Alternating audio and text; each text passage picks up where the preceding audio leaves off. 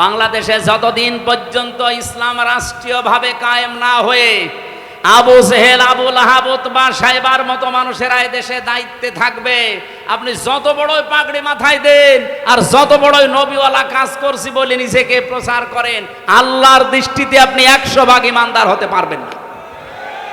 100 ভাগ ইমানদার হওয়া যায় তখন যখন এই বিধান 500 আছে শরীয়তের বিধান, কয়টা? এগুলো রাষ্ট্রীয়ভাবে চলবে। আর রাষ্ট্রীয়ভাবে চললে যে কি শান্তি পাওয়া যায়, আমি তো নিজে বিভিন্ন দেশে যাই, চোখে দেখে আসি।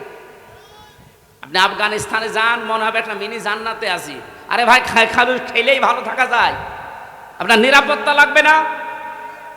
আপনি আল্লাহর আইনের বিরুদ্ধে অবস্থান নিয়ে নিজেকে প্রচার করেন, ভয় পান না। এই জন্য কোরআন জানিয়েছে, ওয়া কাইফা আখাফু মা আশরাকতুম ওয়ালা তাখাফুনা আন্নাকুম আশরাকতুম বিল্লাহ মা লাম ইউনাজ্জিল বিহি আলাইকুম সুলতানা ওয়া কাইফা আখাফু। আমি কেমন করে ভয় করব? তোমরা যাদেরকে আল্লাহর সাথে শরীক করো তাদের বিষয়ে আমি কেমন করে ভয় করব, অথচ তোমরা আল্লাহর সাথে শরীক করে ভয় করো না।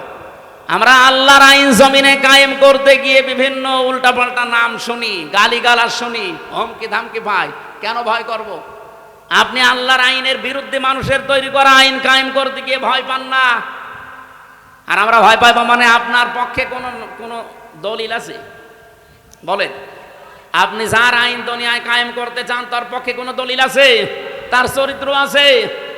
তা আমরা যার আইনের কথা বলি, যার আইন কায়েম করতে চাই, আল্লাহর কসম কোনো ভয় আমাদের অন্তরে আর নেই।